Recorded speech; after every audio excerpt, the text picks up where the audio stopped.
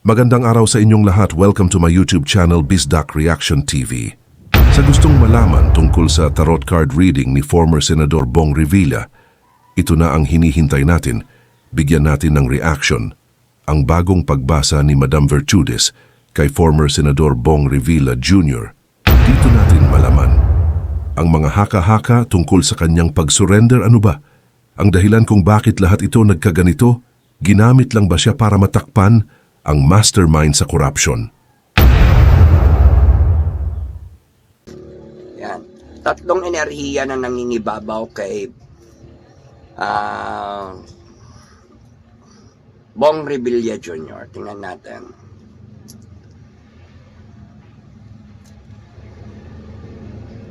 Senator Bong Revilla Jr.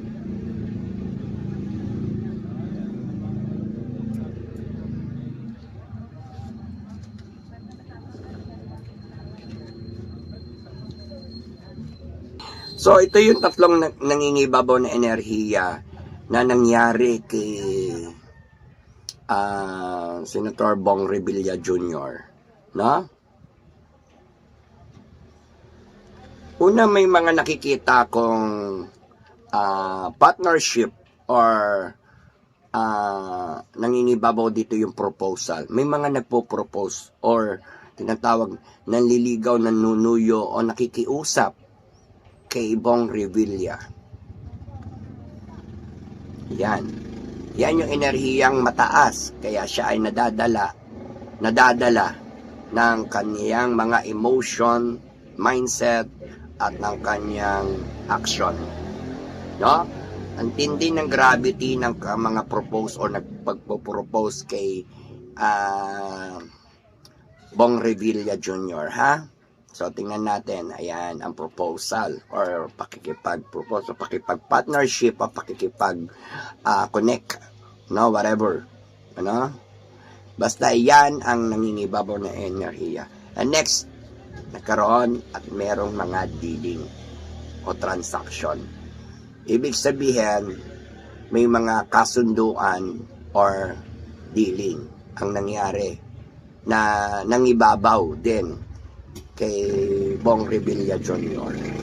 Yan. Kaya yan ang mga ka-Virtudes ang pinakikita ng tarot card.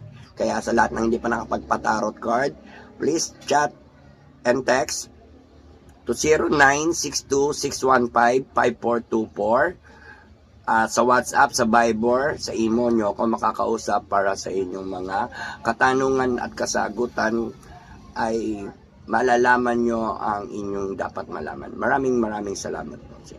So, ayan, may dealing. Ayan, ha? May dealing. No? Transaction, connection, dealing doon sa enerhiya na inilalabas ni Bong Revilla Jr. Alright?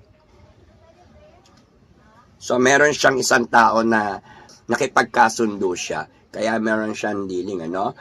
I think yung nahihirapan siya doon sa taong nakasundo niya. Kaya siguro ang energy niya ay bumigay, no? At nagkaroon ng kasunduan, no?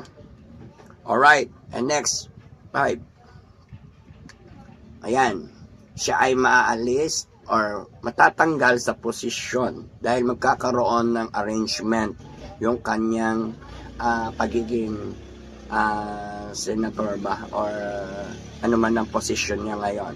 Siya ay matitigil or ibig sabihin aawatin, pipigilan siya lalo na sa pagtakbo niya or politics system, no? May mga sistema na talagang paninira at saka pananakot at saka tawag sa atin nun threat or whatever na mga pagbabanta kind of, no? Kaya yan ang mga nangingibabaw na enerhiya kay Bong Revilla Jr. I'm sorry. Meron talaga na siya ay makulong. At hindi lang siya, marami pa siyang kasama na 50-50 na rin no? Maaring makasama rin si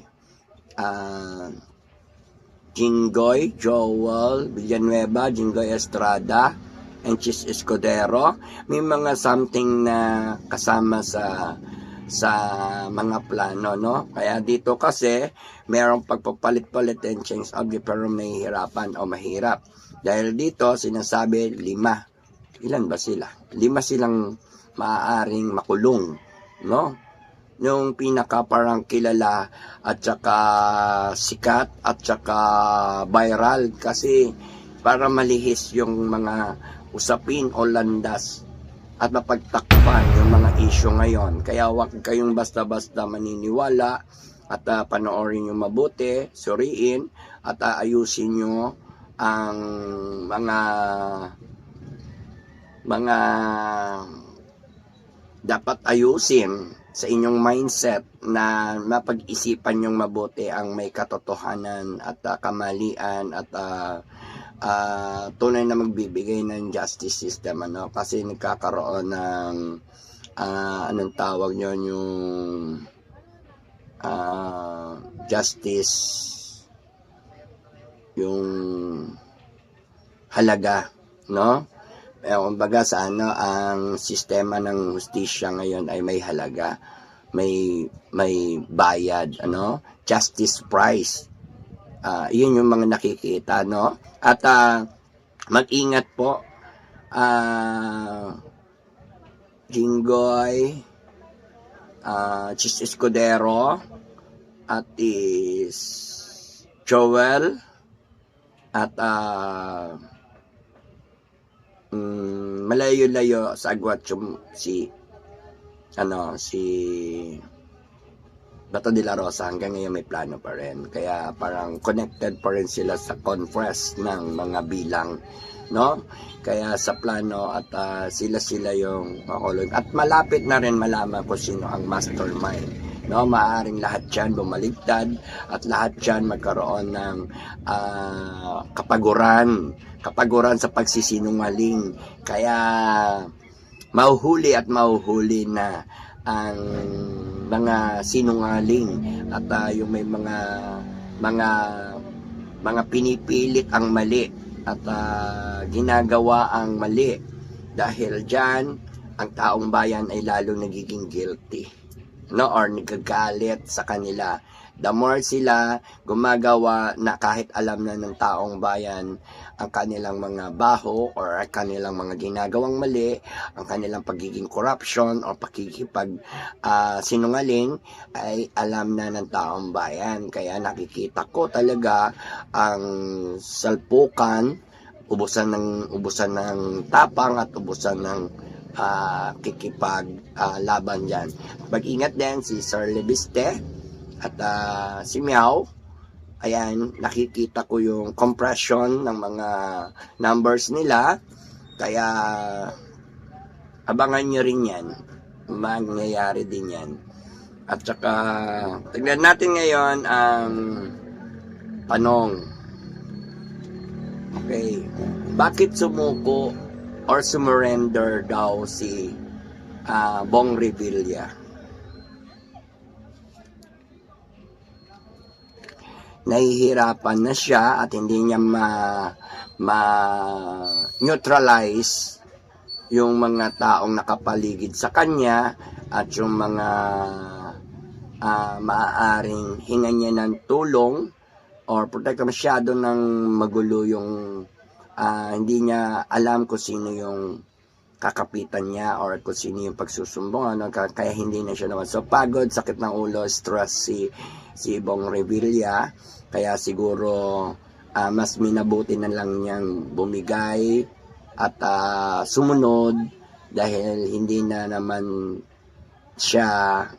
na bago sa kanya yung nangyari na yun. Alright? Ayan. Pag biglaang paglipat o pagdidesisyon sa isang bahay ni Bong Revilla Jr., no?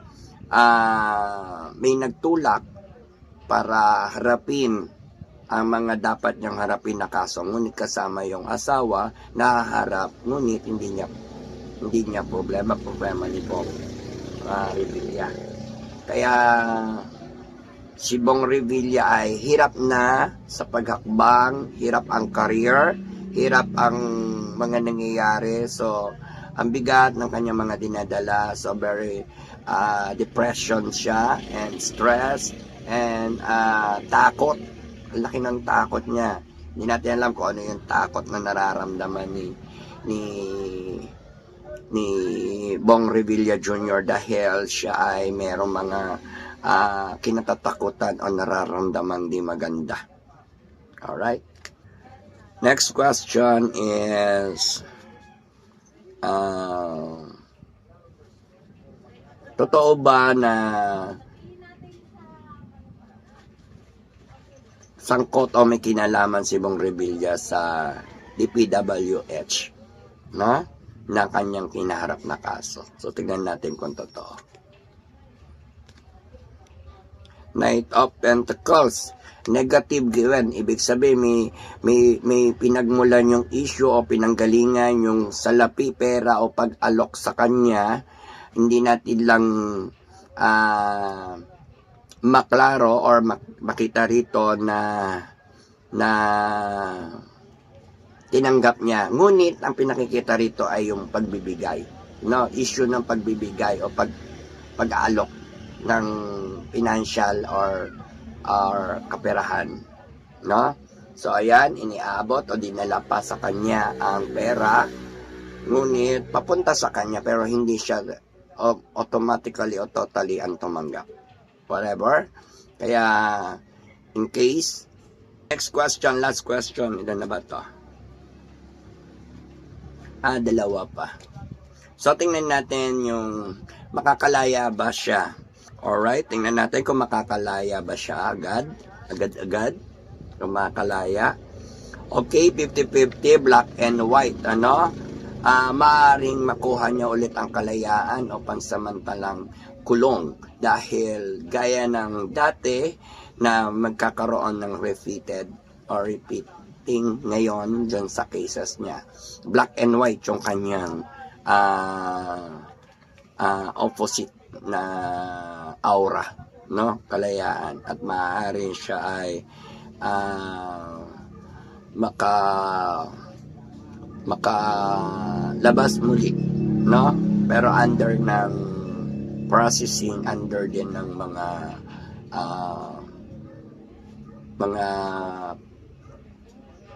hearing niya, no? Pero maaari siya ring makalaya din, no? Nawa makalaya siya sa lalang madaling panahon. Pero tinatanong natin kung siya ay makakalaya, at sabi naman dito is black and white and then 50-50. Pero kung makuha niya agad ng mas maaga ang justice niya, ay makakalaya po siya agad, no? Dahil makikipaglamangan lang siya ng points doon sa 50-50. Alright, last question. Totoo ba ang nangyayari at pangyayaring nagaganap ngayon kay Bong Revilla na walang ibang script o involved sa script nila sa mga issue ngayon sa kanya? So, tingnan natin. Kasi I think that is the script, no? Number of 3, change object, babae, no? May mga babaeng parang involved, no? Nag-express, no? Kaya sinasabi rito, merong girl na, or di lang isa, maring dalawa, tatlo, pero girl yung nangingibabaw doon sa parang nag-push sa kanya sa mga nangyayari. Pero that's why yan ay ang nangyayari kay Bong Revilla ay choice, option, and motivation and activation dyan sa kanyang inaharap na issue ngayon, no?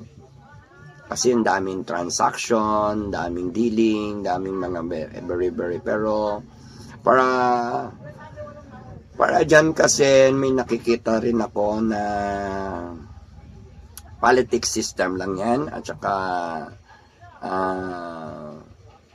paninira at pagdidiin kay Bong Revilla Jr. Ngunit may dealing, but yung bad dealing ang importante, no? Kasi parang gagamitin siya tapos para mahilis ang mga issue, and then maaaring pilitin siyang magturo o tuturuan din siyang magturo.